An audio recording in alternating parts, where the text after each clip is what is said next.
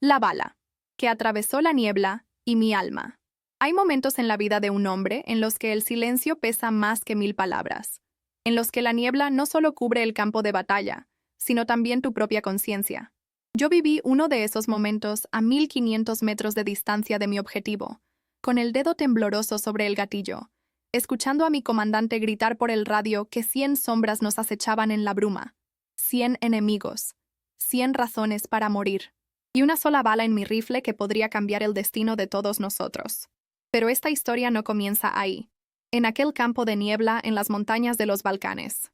Comienza mucho antes, en un pueblo olvidado del sur de España, donde aprendí que a veces los monstruos más terribles no son los que acechan en la guerra, sino los que duermen en la cama de al lado. Me llamo Javier Mendoza y durante 37 años he cargado con el peso de una bala que disparé hace 17 años. No es el peso de la culpa por haber quitado una vida, sino el peso de comprender que ese disparo me salvó de convertirme en el hombre que mi padre siempre quiso que fuera. Un cobarde disfrazado de hombre respetable.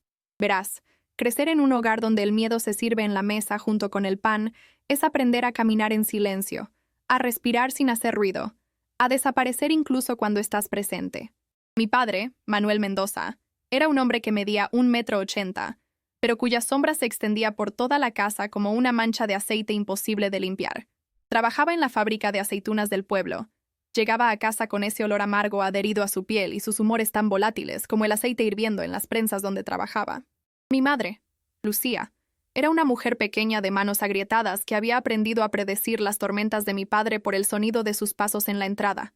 Cuando lo escuchaba subir las escaleras con ese andar pesado y arrastrado, sus manos temblaban mientras preparaba la cena, derramando la sopa, cortándose con el cuchillo del pan.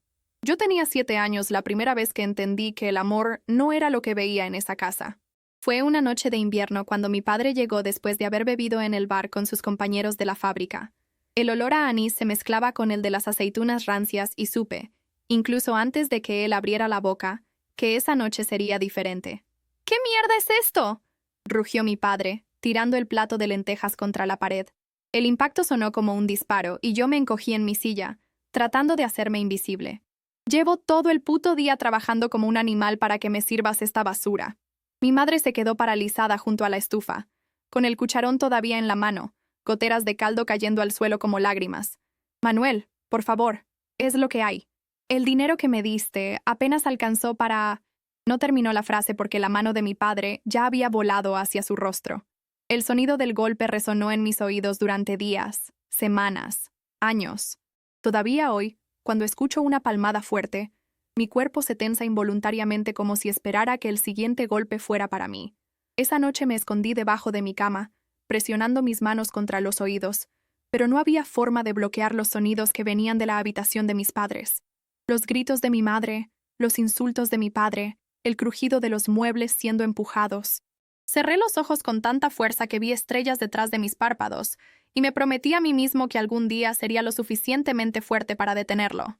Era una promesa vacía de un niño asustado, pero en ese momento era lo único que tenía para mantenerme cuerdo. Lo que no sabía entonces era que la fuerza no siempre viene de los músculos o del coraje físico. A veces viene de lugares mucho más oscuros y profundos, de esos rincones del alma donde guardamos nuestro dolor hasta que fermenta y se convierte en algo completamente diferente.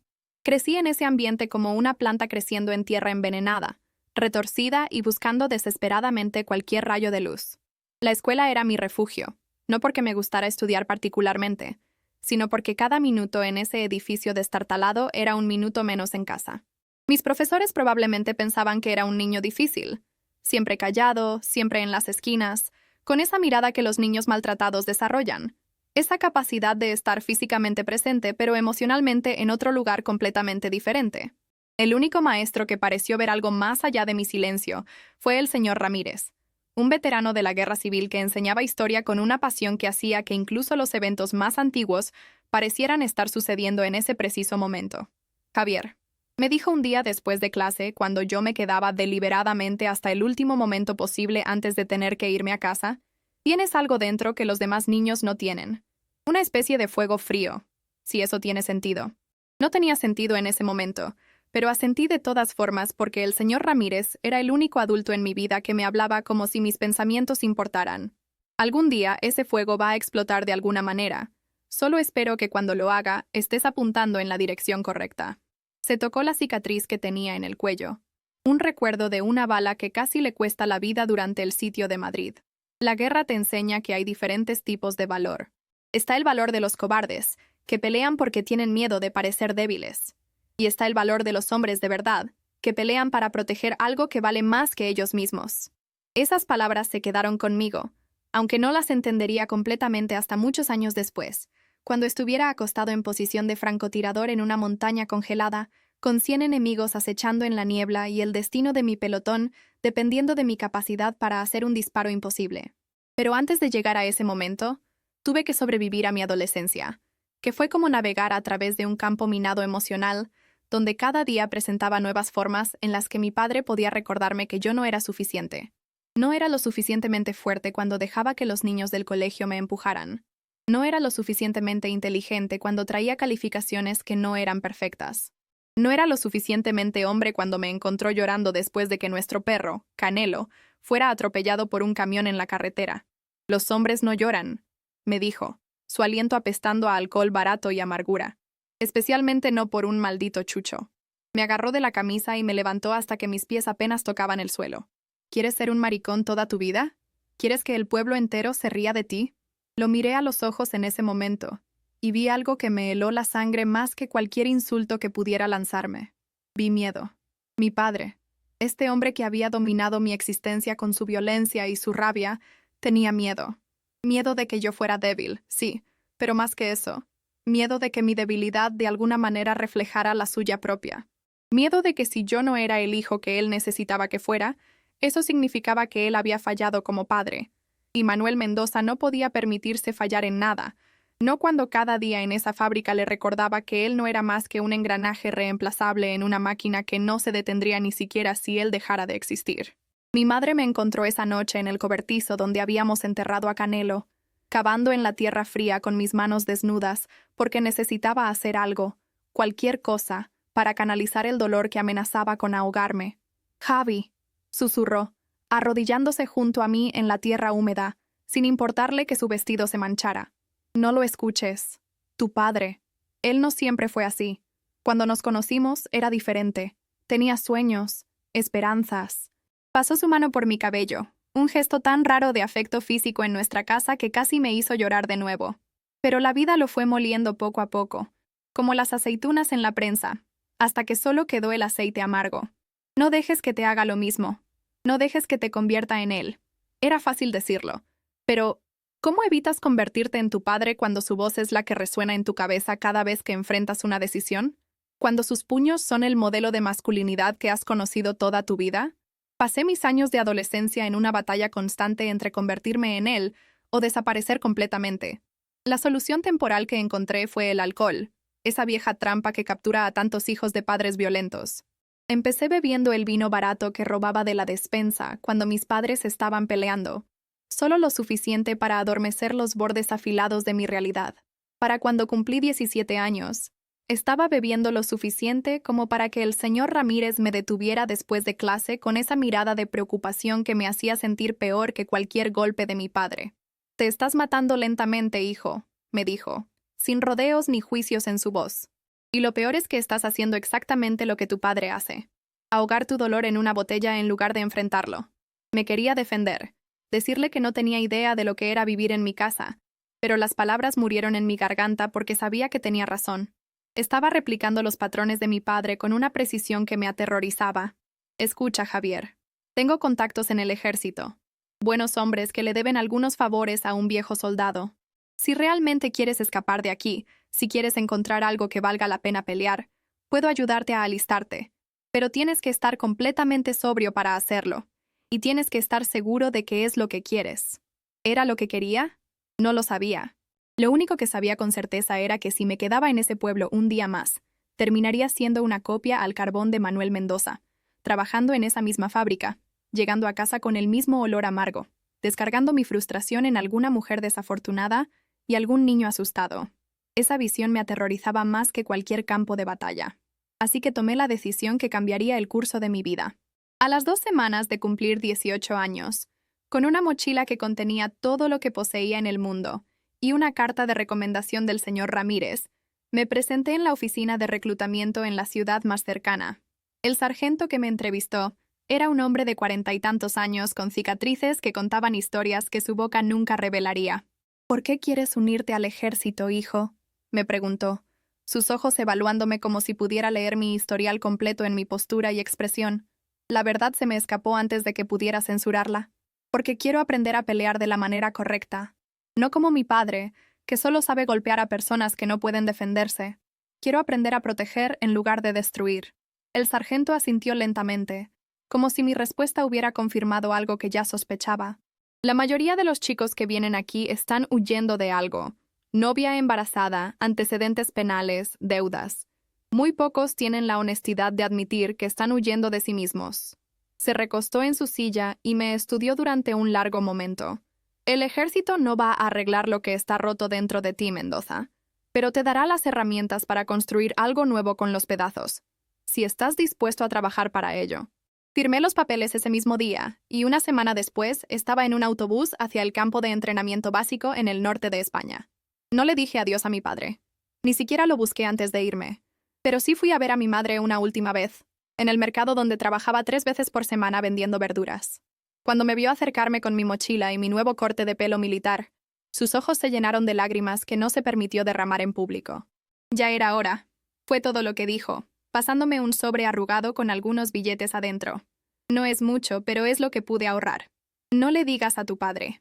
La abracé con más fuerza de la que probablemente debería haberlo hecho en medio del mercado, respirando el olor a tierra y hierbas que siempre la acompañaba, tratando de memorizar ese momento porque alguna parte de mí sabía que sería mucho tiempo antes de que volviera a verla. «Mamá», susurré contra su cabello, «¿por qué te quedaste con él todos estos años?» Podía sentir su cuerpo tensarse en mis brazos, y por un momento pensé que no me respondería. Luego escuché su voz, tan baja que casi me la perdí entre el ruido del mercado. Porque cuando era joven, pensaba que el amor era suficiente para cambiar a las personas. Para cuando aprendí que estaba equivocada, ya no sabía cómo ser nadie más que su esposa. Es la trampa más antigua del mundo, mijo. Te quedas porque tienes miedo de irte, y luego te quedas tanto tiempo que olvidas que irte alguna vez fue una opción. Me soltó y me miró directamente a los ojos. No seas como yo. Si alguna vez sientes que estás atrapado, que te estás convirtiendo en algo que odias, corre. No mires atrás. Prométemelo. Se lo prometí, aunque no tenía idea de cuán importante sería esa promesa en los años venideros. El autobús que me llevó al campo de entrenamiento fue como un vehículo del tiempo, llevándome de un mundo donde era el hijo asustado de un hombre violento a otro donde era simplemente otro recluta sin rostro entre docenas. El campo de entrenamiento básico fue brutal de maneras que nunca había experimentado. Mi padre me había enseñado a temer la violencia impredecible, los estallidos repentinos de rabia. El ejército me enseñó algo completamente diferente: la violencia controlada, la fuerza disciplinada, el poder con propósito. Los sargentos instructores gritaban, sí, pero sus gritos no venían cargados con la misma toxicidad que los de mi padre. Estaban moldeando, no destruyendo. Estaban construyendo soldados, no quebrando espíritus. Había un recluta en mi pelotón llamado David Rivas, un chico de Barcelona con una sonrisa fácil y una risa que podía escucharse a kilómetros de distancia. Nos hicimos amigos durante las primeras semanas del entrenamiento, unidos por el sufrimiento compartido de las marchas interminables, las flexiones sin fin, y las comidas que parecían diseñadas más para mantenernos vivos que para disfrutarlas. David venía de un hogar completamente diferente al mío, una familia grande y amorosa que se reunía los domingos para comidas que duraban horas. No podía entender por qué yo nunca hablaba de mi familia, por qué las cartas que recibía ocasionalmente de mi madre las guardaba sin leer durante días antes de finalmente abrirlas en privado. «Tío, ¿qué pasa contigo?», me preguntó una noche mientras estábamos de guardia, vigilando el perímetro del campo bajo un cielo lleno de estrellas que brillaban con una claridad imposible en la ciudad. «Es como si estuvieras corriendo de algo, pero no sé qué». Me quedé callado durante tanto tiempo que probablemente pensó que no le iba a responder. Finalmente las palabras comenzaron a salir, lentamente al principio y luego como una inundación. Le conté sobre mi padre, sobre los golpes, sobre las noches escondiéndome debajo de mi cama. Le conté sobre mi madre y su sufrimiento silencioso. Le conté sobre el perro que murió y el padre que me llamó débil por llorar. David me escuchó sin interrumpir, sin juzgar, y cuando terminé, simplemente puso su mano en mi hombro en ese gesto universal de hermandad que trasciende las palabras. Mi abuelo solía decir que los hombres más peligrosos Son aquellos que confunden la crueldad con la fuerza, dijo finalmente. Tu padre suena como uno de esos hombres. Pero tú, Javi, tú tienes la oportunidad de ser diferente, de romper ese ciclo. El hecho de que estés aquí, tratando de aprender a usar tu fuerza para proteger en lugar de herir, eso ya dice todo lo que necesito saber sobre ti. Esas palabras fueron como bálsamo en una herida que ni siquiera sabía que todavía estaba abierta. Porque una parte de mí, por mucho que odiara admitirlo, todavía llevaba la voz de mi padre en mi cabeza. Todavía me preguntaba si él tenía razón, si yo era débil, si yo no era suficientemente hombre. Pero ahí estaba David, este tipo que se había convertido en el hermano que nunca tuve, diciéndome que mi decisión de elegir un camino diferente no era debilidad, sino la forma más pura de fortaleza. Completamos el entrenamiento básico y luego pasamos a entrenamiento especializado.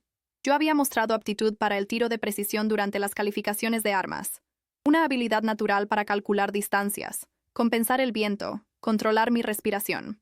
Fue ahí donde descubrí algo fundamental sobre mí mismo. Cuando miraba a través del visor de un rifle, cuando me concentraba en ese punto singular 1000 metros adelante, todos los demonios en mi cabeza se callaban. La voz de mi padre desaparecía. El miedo y la rabia y la confusión, todo se desvanecía hasta que solo quedaba ese momento perfecto de claridad absoluta. Mi instructor de francotirador, un veterano llamado Capitán Ortega que había servido en misiones de paz en Bosnia, reconoció inmediatamente que yo tenía algo que muchos francotiradores pasaban años tratando de desarrollar. Mendoza, tienes lo que llamamos la quietud. Me explicó después de una sesión de entrenamiento particularmente exitosa, donde había acertado objetivos a distancias que normalmente solo los tiradores más experimentados podían alcanzar. La mayoría de los soldados, incluso los buenos, tienen demasiado ruido en sus cabezas. Pensamientos sobre sus familias, sobre la mortalidad, sobre el hecho de que están a punto de quitar una vida. Pero tú, cuando te instalas detrás de ese rifle, es como si te convirtieras en parte de la arma.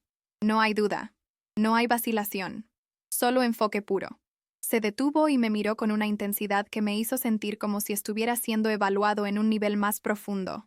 Eso es un don, soldado. Pero también puede ser una maldición si no tienes cuidado. Porque esa capacidad de apagar tus emociones, de volverte frío y calculador, puede filtrarse a otras áreas de tu vida si no mantienes las líneas claras. Escuché su advertencia, pero en ese momento no le di el peso que merecía. Estaba demasiado emocionado por haber encontrado finalmente algo en lo que era excepcional. Algo que nadie podía quitarme. Me convertí en uno de los mejores tiradores de mi clase, y cuando nos ofrecieron la oportunidad de unirnos a una unidad de élite que se desplegaría en misiones internacionales, salté ante la oportunidad. David también se unió, aunque su especialidad era en demoliciones en lugar de francotirador. No nos vamos a separar ahora, hermano, me dijo con esa sonrisa suya. Alguien tiene que vigilar tu espalda cuando estés mirando a través de ese visor, todo concentrado en tu zona. Nuestra primera misión de despliegue fue a Kosovo como parte de una fuerza de paz de la OTAN. Era el año 2007, años después de que la guerra principal terminara, pero la región seguía siendo un polvorín de tensiones étnicas y violencia esporádica. Llegamos preparados para cualquier cosa, nuestro entrenamiento fresco en nuestras mentes, y una confianza juvenil que solo aquellos que nunca han visto combate real pueden poseer. La realidad del trabajo de mantenimiento de paz es que el 99% del tiempo es aburrimiento absoluto interrumpido ocasionalmente por momentos de terror puro. Pasábamos días patrullando calles donde los residentes nos miraban con una mezcla de esperanza y resentimiento, vigilando puestos de control donde procesábamos identificaciones y buscábamos armas, tratando de mantenernos alerta en la monotonía interminable. Fue durante una de esas patrullas de rutina cuando experimenté mi primer encuentro real con la violencia en este nuevo contexto. Estábamos en una aldea en las afueras de Pristina cuando estalló un tiroteo entre dos facciones rivales. El sonido de las balas reales volando sobre tu cabeza es fundamentalmente diferente al de los ejercicios de entrenamiento. Hay un zumbido agudo, casi musical, seguido por el crack de impacto cuando golpean algo cercano. Tu cuerpo reacciona instintivamente. Horas de entrenamiento tomando el control mientras tu mente consciente todavía está tratando de procesar lo que está sucediendo. Me encontré detrás de un muro de piedra, mi rifle levantado, escaneando las ventanas de los edificios circundantes buscando el origen del fuego. David estaba a unos metros de mí, gritando posiciones al resto del pelotón a través del radio. «Francotirador, segundo piso, edificio azul, 11 en punto», escuché gritar a nuestro sargento. Mis ojos encontraron el objetivo casi antes de que mi cerebro procesara las palabras. Ahí estaba él, apenas visible detrás de una ventana rota, el cañón de su rifle apuntando hacia donde nuestro pelotón estaba tomando cobertura. En ese momento, todo el entrenamiento, todas las horas en el campo de tiro, todo se condensó en una sola pregunta. ¿Podía hacerlo? ¿Podía realmente apretar ese gatillo sabiendo que pondría fin a la vida de otro ser humano? El visor de mi rifle lo acercó, y por una fracción de segundo pude ver su cara. Era joven, probablemente no mucho mayor que yo, con barba irregular y ojos llenos de la misma mezcla de miedo y determinación que estoy seguro se reflejaban en los míos. Entonces disparó, y la bala silbó tan cerca de mi cabeza que sentí el desplazamiento de aire. La duda se evaporó. Mi dedo se movió del guardamonte al gatillo. Respiré hondo.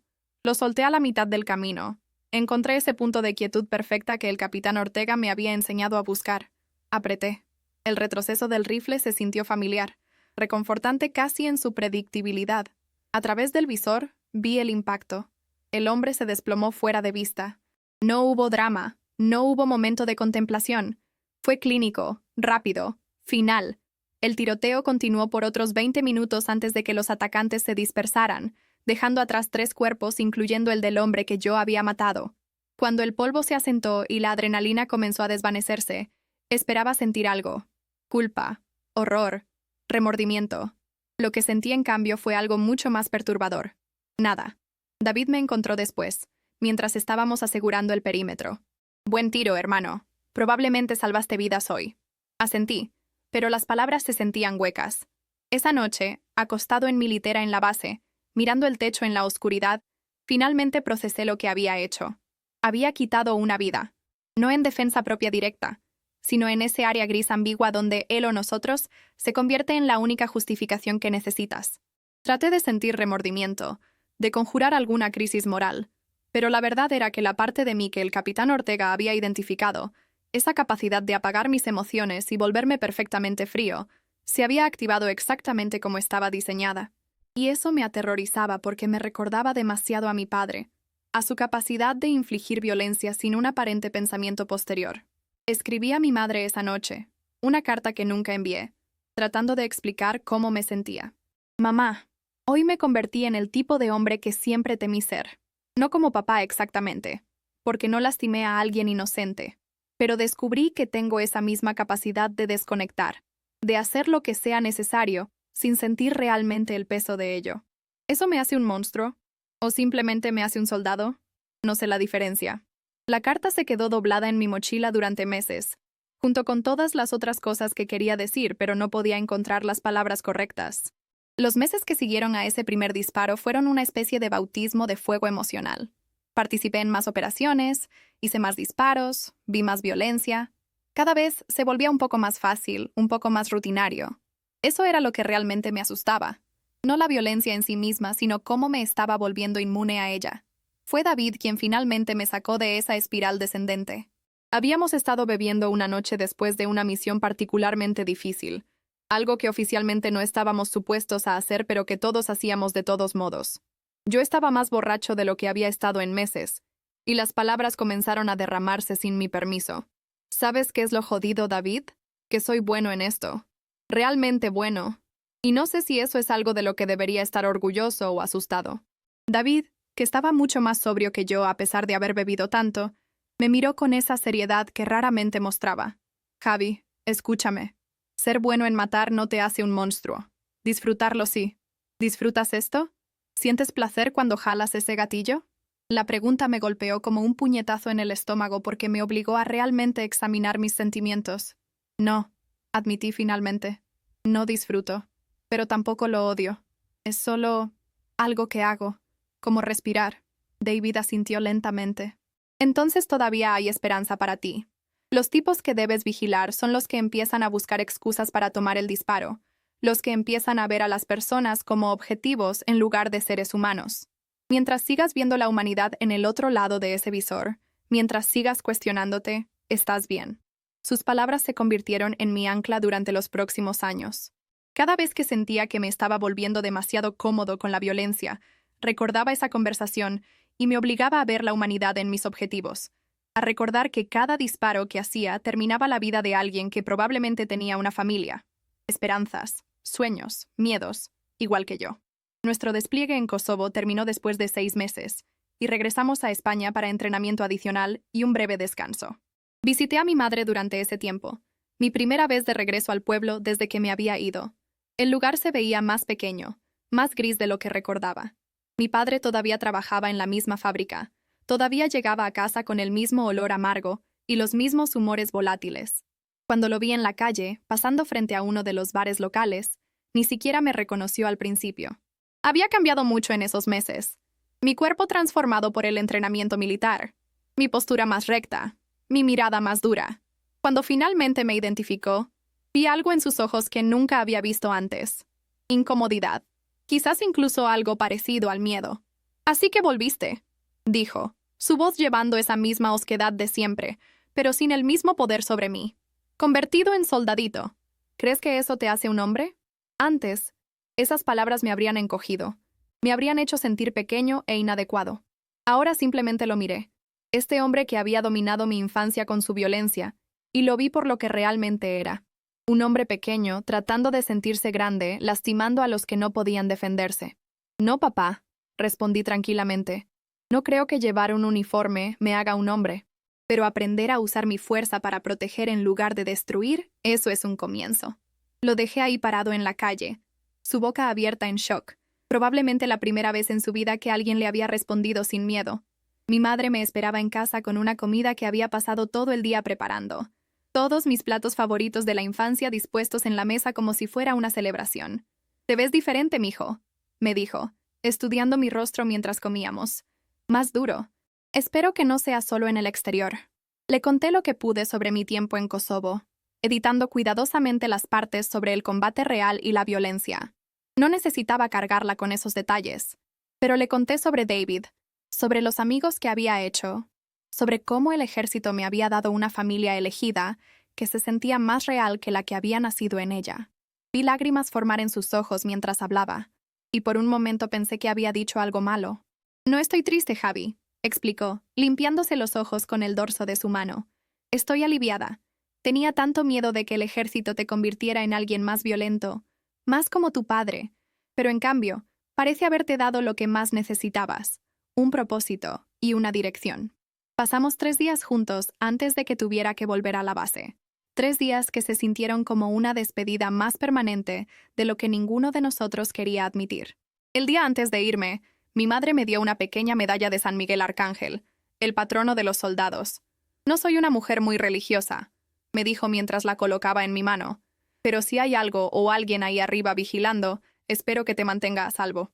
La guardé en el bolsillo de mi uniforme, donde permanecería durante los siguientes años, sobreviviendo incontables misiones y convirtiéndose en mi pequeño talismán de suerte. Cuando finalmente me fui, mi padre todavía no había vuelto a casa. Mi madre dijo que era mejor así, que las despedidas con él solo harían las cosas más difíciles, pero ambos sabíamos la verdad. Mi padre no podía enfrentar al hijo que ya no podía intimidar. De regreso en la base, nos informaron que nuestro próximo despliegue sería diferente. Nos estaban asignando a una misión especial en Bosnia, en una región montañosa cerca de la frontera con Serbia, que todavía experimentaba tensiones y conflictos esporádicos años después del fin de la guerra oficial. Nuestra tarea sería proteger un puesto de observación de la OTAN estratégicamente ubicado en una cumbre montañosa que proporcionaba vigilancia sobre un valle clave. Era una asignación peligrosa, nos dijeron, pero crítica para la estabilidad regional. David y yo fuimos asignados a la misma unidad, para mi gran alivio. Había algo reconfortante en saber que el hombre vigilando mi espalda era alguien en quien confiaba completamente. Llegamos a Bosnia en pleno invierno, y el frío en esas montañas era como nada que hubiera experimentado antes. Era un frío que se metía en tus huesos y se quedaba ahí, sin importar cuántas capas de ropa usaras. El puesto de observación era poco más que una colección de búnkers de concreto reforzado y zanjas de trinchera, precariamente ubicado en un pico montañoso que ofrecía vistas espectaculares, pero poca protección contra los elementos. Las condiciones eran brutales, pero la misión era clara: mantener una presencia constante, monitorear el movimiento en el valle abajo y estar preparados para responder a cualquier amenaza emergente. Lo que no nos dijeron, o quizás lo que no supieron hasta que fue demasiado tarde, era que fuerzas paramilitares hostiles en el área habían estado planeando un ataque coordinado contra nuestro puesto. La noche que cambió todo comenzó de manera ordinaria. Yo estaba en turno de guardia nocturna, posicionado en uno de los puestos de observación elevados con mi rifle de francotirador, escaneando el valle abajo a través de equipo de visión nocturna. David estaba durmiendo en uno de los búnkers, descansando antes de su propio turno más tarde esa noche. El cielo estaba despejado, las estrellas tan brillantes en el aire delgado de la montaña que sentías que podías alcanzar y tocarlas. Entonces, alrededor de las 2 a.m., noté movimiento en el valle abajo.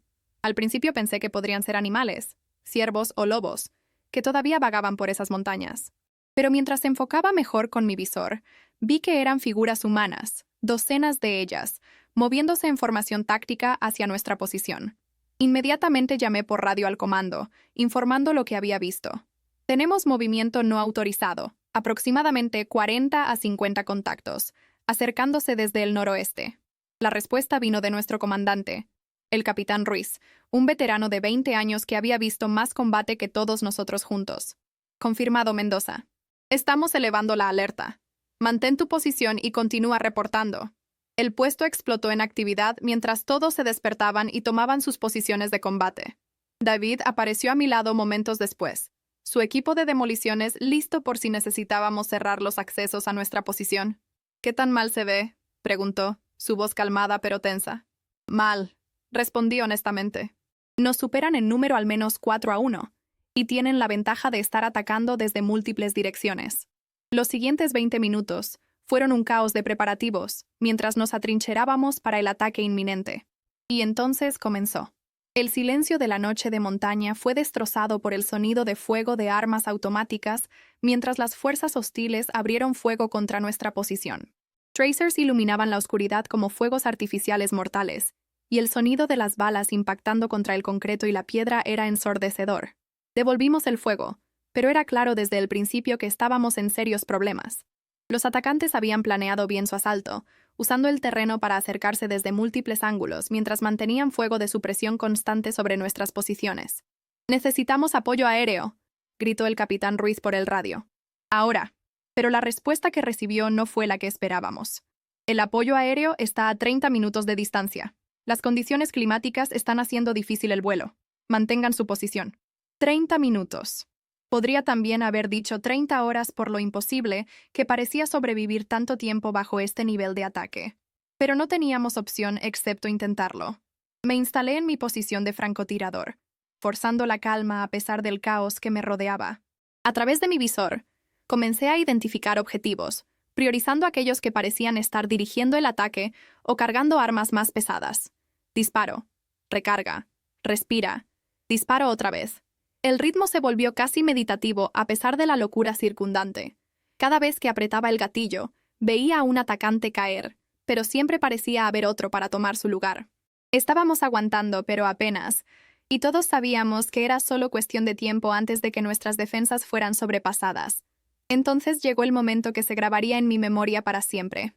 A través del radio escuché al capitán Ruiz gritando con urgencia no dirigida a mí, sino a alguien más en el puesto. «¡Mierda! Más adelante hay al menos 100 de ellos moviéndose en la niebla. Esto no es solo un asalto, es una ola completa». Giré mi visor hacia donde señalaba, y ahí, ascendiendo por la ladera de la montaña envuelto en niebla que había rodado desde el valle, estaba lo que solo podía describirse como un ejército. Hilera tras hilera de figuras, apareciéndose de la bruma como fantasmas, todas convergiendo en nuestra posición. La desesperación de la situación golpeó como un puñetazo físico. No íbamos a sobrevivir esto. No había forma de que pudiera. Éramos 30 soldados contra más de 100 atacantes con mejor posicionamiento y suficiente poder de fuego para convertirnos en polvo. «Mendoza», la voz del capitán Ruiz cortó a través de mi espiral de desesperación. «Necesito que hagas lo imposible. ¿Ves esa figura al frente de esa formación? Quien sea, está coordinando todo el asalto. Si puedes eliminar el liderazgo, podríamos tener una oportunidad de romper su ataque el tiempo suficiente para que llegue nuestro apoyo aéreo». Miré a través del visor, escaneando a través de las sombras moviendo a través de la niebla. Y entonces lo vi.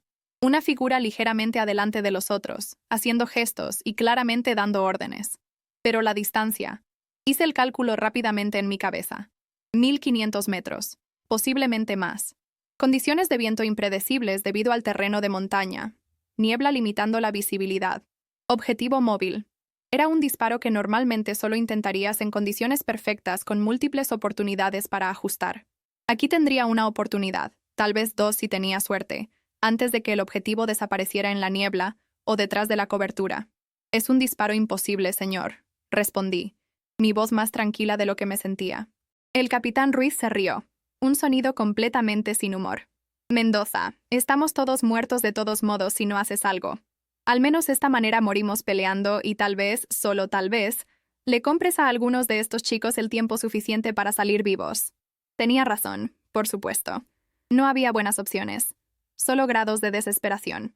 Me instalé más profundamente en mi posición, sintiendo el frío de la piedra a través de mi uniforme. A mi lado, David había dejado de disparar y me estaba mirando. Hermano, sea lo que sea que necesites, lo tienes, dijo en voz baja. Esta es tu momento, confío en ti. Sus palabras eran exactamente lo que necesitaba escuchar. Respiré hondo y dejé que todo lo demás desapareciera. El sonido de la batalla, el frío, el miedo, incluso la voz de mi padre que inevitablemente aparecía en momentos de duda diciéndome que no era suficientemente bueno. Miré a través de mi visor, encontrando al líder enemigo otra vez. Hice mis cálculos. Distancia: 1520 metros según mi telemetro. Viento: ráfagas de aproximadamente 15 kilómetros por hora desde el oeste basado en cómo se movía la niebla. Elevación: ajustar para disparo cuesta abajo. Además, compensación por la presión de aire de la altitud. Temperatura: -10 grados, lo que afectaría la velocidad de la bala. Tomé todos estos factores y los procesé en fracciones de segundo. Años de entrenamiento condensados en puro instinto. Entonces encontré ese lugar de quietud perfecta que el capitán Ortega me había enseñado a buscar. El mundo se redujo a solo yo, mi rifle, y ese objetivo 1500 metros adelante. Incluso mi corazón parecía disminuir su ritmo, cada latido espaciado perfectamente para no perturbar mi puntería. Respiré, la mitad adentro, la mitad afuera, sosteniéndolo justo en ese punto entre inhalación y exhalación donde tu cuerpo está más quieto. Mi dedo se movió del guardamonte al gatillo, aplicando presión tan gradualmente que no podía decir el momento exacto en que el disparo se liberaría. Y entonces, en ese espacio entre latidos, entre pensamientos, apreté. El rifle retrocedió contra mi hombro.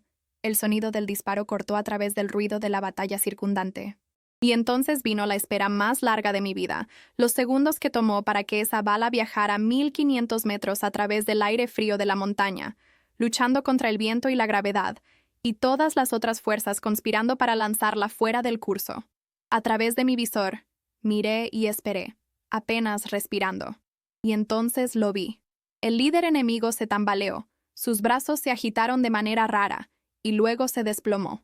Por un momento, nada cambió. Los atacantes continuaron su avance.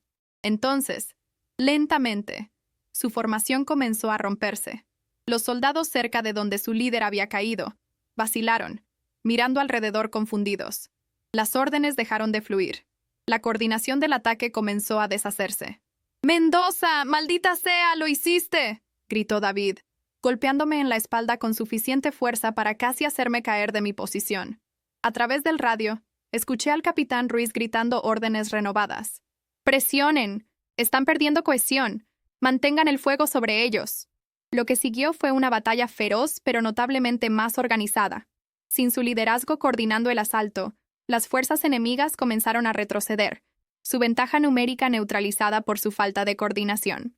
Para cuando los helicópteros de apoyo finalmente llegaron 20 minutos después, el peor de la lucha había terminado. La batalla terminó cuando el sol comenzó a salir, pintando las montañas nevadas en tonos de rosa y dorado que se sentían obscenamente hermosos después de la violencia de la noche. Habíamos perdido 4 hombres, con otros 6 heridos, pero estábamos vivos. El puesto había resistido. Y todo giraba alrededor de ese único disparo imposible que de alguna manera, milagrosamente, había encontrado su objetivo. Mientras los equipos médicos trataban a los heridos y comenzábamos el sombrío trabajo de catalogar nuestras pérdidas, el capitán Ruiz me encontró sentado en el borde de mi posición de francotirador, todavía sosteniendo mi rifle, mirando el valle abajo donde los cuerpos de los atacantes yacían esparcidos como juguetes rotos. «Soldado Mendoza», dijo, su voz formal pero cálida, «quiero que sepas que lo que hiciste esta noche fue nada menos que extraordinario. Ese disparo salvó vidas. Probablemente salvó este puesto entero. Debería haberme sentido orgulloso. Debería haberme sentido como el héroe que todos seguían diciéndome que era, pero lo que realmente sentía era entumecimiento mezclado con una creciente sensación de inquietud. Había matado a un hombre a 1500 metros de distancia, alguien cuya cara nunca había visto claramente, alguien que probablemente tenía una historia tan complicada como la mía. Y lo había hecho con una precisión tan perfecta, en un estado mental tan perfectamente tranquilo, que me asustó, porque en ese momento de quietud absoluta antes de apretar el gatillo, había disfrutado de la pureza de ello, el desafío, la perfección de la habilidad técnica requerida. «¿Capitán?», pregunté, mi voz áspera por la fatiga y el humo de pólvora. «¿Qué pasa cuando eres realmente bueno en algo que te asusta ser bueno?». Él se sentó a mi lado, sus propios ojos mostrando la fatiga de un hombre que había visto demasiadas batallas. «¿Te refieres al hecho de que eres un francotirador brillante que acaba de hacer un disparo imposible y ahora te estás preguntando qué dice eso sobre ti como persona?». No era una pregunta, y su comprensión del conflicto dentro de mí fue como un bálsamo para una herida que no sabía cómo verbalizar. «Escucha, Mendoza. He conocido muchos tiradores en mi carrera. Los mejores, los realmente excepcionales, todos comparten algo en común: la capacidad de encontrar calma perfecta en el caos. Eso es un don precioso en el campo de batalla. Pero tienes que entender que ser bueno en guerra no te hace un monstruo. Es para qué usas esa habilidad lo que define quién eres». «¿Pero qué pasa si me gusta demasiado?». La pregunta salió como un susurro, apenas audible sobre el viento. «¿Qué pasa si hay una parte de mí que disfrutó de la perfección de ese disparo, independientemente de lo que significaba?». El capitán Ruiz no respondió inmediatamente, y cuando lo hizo, sus palabras llevaban el peso de décadas de experiencia. «Entonces asegúrate de que nunca sea la única parte de ti. Recuerda por qué estás aquí. Recuerda que cada objetivo tiene un rostro, una historia, personas que los amarán o llorarán. El día en que olvides eso, el día en que se convierta solo sobre la habilidad técnica sin el peso moral, ese es el día en que necesitas colgar tu rifle y alejarte». Sus palabras permanecieron conmigo en las semanas y meses que siguieron mientras procesábamos lo que había sucedido esa noche. Fui recomendado para una condecoración por mi acción, algo que acepté con sentimientos mixtos. Porque aunque entendía que había salvado vidas, no podía desprender la sensación de que había cruzado algún tipo de umbral, que había demostrado una capacidad dentro de mí que era simultáneamente mi mayor fortaleza y mi miedo más profundo. David notó el cambio en mí, la forma en que me había vuelto aún más callado de lo usual, pasando mis horas libres mirando las montañas en lugar de unirme a los juegos de cartas y bromas de los otros soldados. «Estás en tu cabeza, hermano», me dijo una tarde mientras estábamos de guardia juntos. «Sé que lo que pasó te está afectando. Quiero que sepas que está bien no estar bien». Le conté sobre mis miedos, sobre el paralelismo que seguía trazando entre mi capacidad de violencia controlada y la violencia incontrolada de mi padre. «¿Qué si solo soy él pero con mejor puntería?», pregunté, medio en serio. David se rió, pero no de manera despectiva. «Javi, tu padre golpeaba a tu madre porque quería sentirse poderoso. Lo hacía sentir grande mientras ella era pequeña. Tú hiciste lo que hiciste para proteger a tus hermanos en armas, para salvar vidas. Si no puedes ver la diferencia entre esas dos cosas, entonces realmente te has perdido en tu propia cabeza». Tenía razón, por supuesto. Pero el conocimiento intelectual y la certeza emocional son dos cosas muy diferentes. Pasaría años reconciliando las dos, aprendiendo a vivir con la persona en quien me había convertido, mientras honraba la promesa que le había hecho a mi madre de no convertirme en mi padre. Nuestro despliegue en Bosnia terminó 3 meses después de la batalla que salvó el puesto. Regresamos a España como héroes de guerra, recibidos con ceremonias y medallas y apretones de manos de oficiales de alto rango. Pero la realidad era que regresábamos como hombres diferentes, marcados por experiencias que nuestras familias y amigos civiles nunca podrían entender completamente. Visité a mi madre de nuevo, y ella notó inmediatamente el cambio en mí. «Tienes los ojos de alguien que ha visto demasiado», me dijo, tocando suavemente mi mejilla mientras estábamos sentados en su cocina bebiendo café. «Pero todavía tienes tu corazón, puedo verlo. Solo asegúrate de no perderlo tratando de ser fuerte». Mi padre había tenido un accidente en la fábrica varios meses antes, una caída que le había roto la cadera y lo dejó en una silla de ruedas, al menos temporalmente. La ironía no se me escapó. El hombre que había dominado mi infancia con su fuerza física ahora estaba reducido a depender de otros para las tareas más básicas. Fui a verlo. No por algún sentido de deber filial, sino porque sentía que necesitaba cerrar ese capítulo de mi vida. Lo encontré en la sala de estar, mirando por la ventana con esa mirada vacía que viene de horas de aburrimiento y frustración. Cuando entré, sus ojos se enfocaron en mí, y por primera vez en mi vida, vi algo parecido a la vergüenza en su rostro. «Tu madre me dice que eres un héroe», dijo, su voz más suave de lo que la había escuchado alguna vez, «que salvaste a toda tu unidad con un disparo». No respondí inmediatamente. Solo me senté en la silla frente a él, estudiando a este hombre que una vez me había parecido tan grande e invencible. «Hice mi trabajo», dije finalmente. «Protegí a las personas que importaban para mí, algo que nunca aprendiste a hacer». Sus manos se apretaron en los brazos de su silla de ruedas, y por un momento pensé que explotaría con ese viejo temperamento. Pero en cambio, solo asintió lentamente. «Tienes razón», admitió. Y esas dos palabras de él fueron más impactantes que cualquier disculpa elaborada podría haber sido. Nunca aprendí a ser el tipo correcto de fuerte. Solo sabía cómo lastimar a las personas más débiles que yo porque me hacía sentir menos pequeño. ¿Por qué? La pregunta salió antes de que pudiera detenerla. ¿Por qué nos lastimaste así? ¿Qué habíamos hecho para merecer eso? Mi padre miró sus manos, esas manos que una vez habían traído tanto dolor. Nada. No hicieron nada. Yo era el problema. Siempre lo fui. Mi padre me golpeaba. Su padre lo golpeaba a él.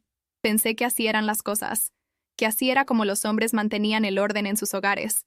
Para cuando me di cuenta de lo equivocado que estaba, el daño ya estaba hecho. Ya te había perdido.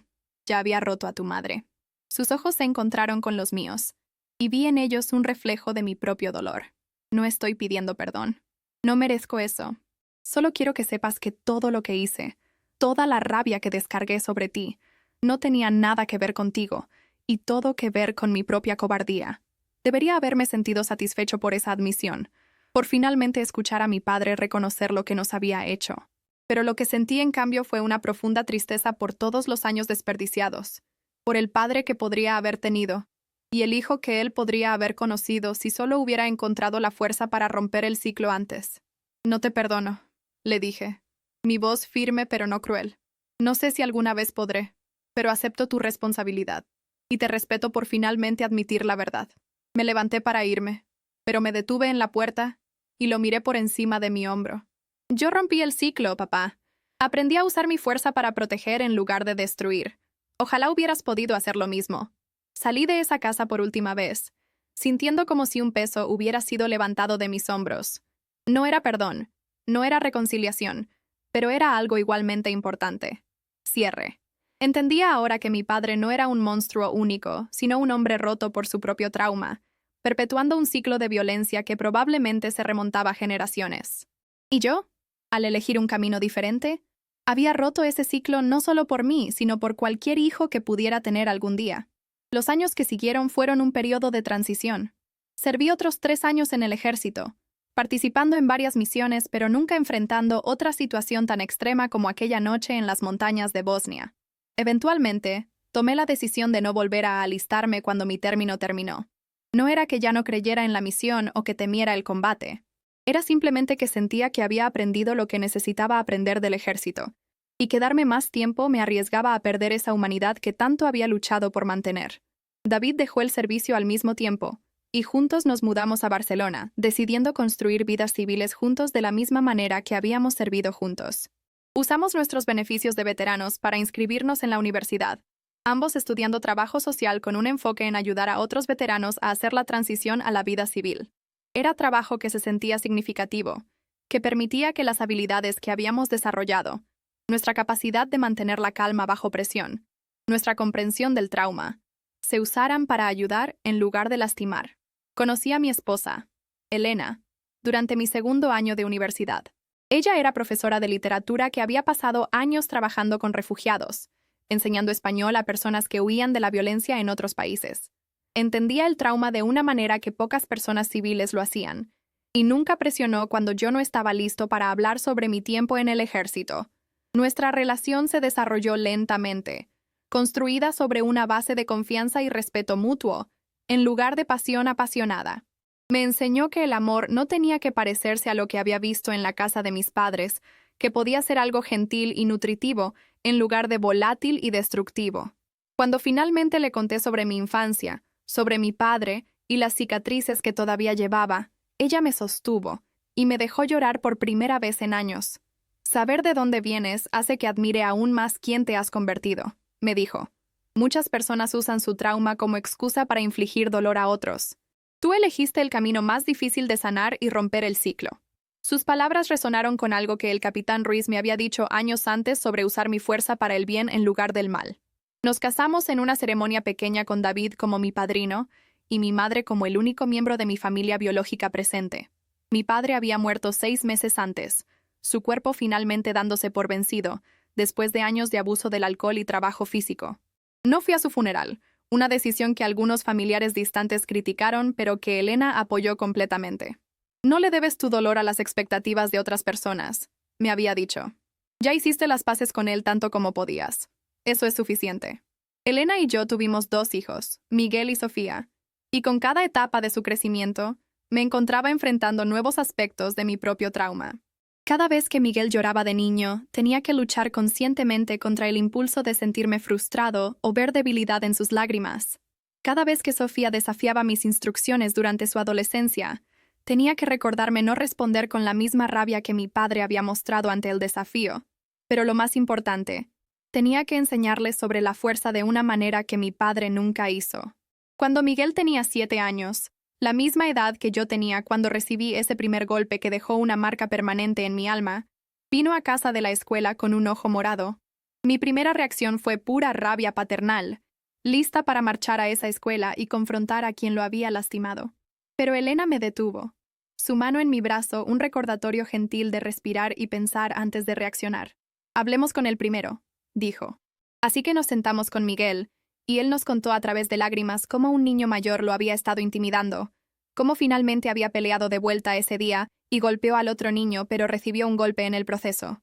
Lo siento, papá, sollozó Miguel, claramente esperando estar en problemas. Sé que dijiste que no pelee, pero él seguía empujando a los niños más pequeños y yo solo. No pude soportar verlo más. Lo abracé, este niño valiente que había arriesgado lastimarse para proteger a otros, y sentí mi corazón hincharse con orgullo y miedo a la vez. No estás en problemas, mijo, le dije, eligiendo mis palabras cuidadosamente. Pero quiero que entiendas algo sobre la fuerza. La fuerza real no es sobre cuán duro puedes golpear, es sobre cuándo eliges usar tu poder y por qué. Peleaste hoy para proteger a alguien más débil. Eso es coraje. Pero siempre recuerda que la pelea debe ser el último recurso, no el primero. Y nunca uses tu fuerza para hacer sentir pequeño a alguien, ¿de acuerdo? Mientras hablaba con mi hijo, entregándole lecciones que mi propio padre nunca me dio, entendí que esto era lo que el señor Ramírez había querido decir todos esos años atrás sobre el fuego frío dentro de mí. Tenía la capacidad de violencia, sí, pero también tenía la sabiduría para controlarla, para canalizarla hacia la protección en lugar de la destrucción. Y al transmitir esa sabiduría a mis hijos, estaba asegurando que el ciclo permaneciera roto, que las lecciones que había aprendido tan dolorosamente se usarían para construir algo mejor. Con el tiempo, comencé a dar charlas en escuelas y centros comunitarios sobre la violencia doméstica y romper los ciclos de abuso.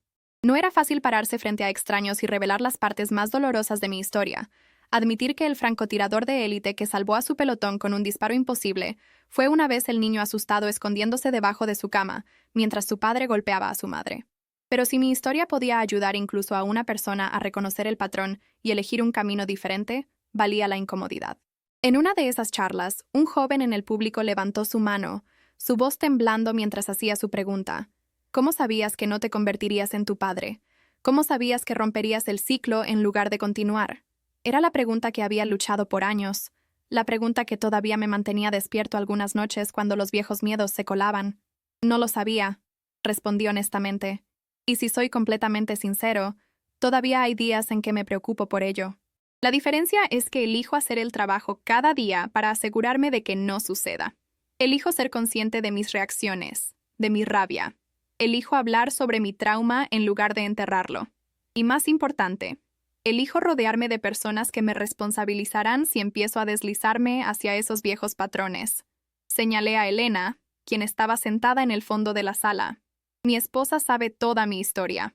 Sabe las partes feas y rotas de mí. Y me ha dado permiso de llamar mi atención si alguna vez ve comportamientos que reflejan los de mi padre. Eso es lo que significa realmente romper el ciclo, No solo prometer hacerlo mejor, sino construir sistemas de apoyo que te mantengan responsable de esa promesa. El joven asintió, limpiándose los ojos, y después de la charla se acercó para decirme que vivía en un hogar abusivo y había estado contemplando el suicidio porque no podía ver una salida.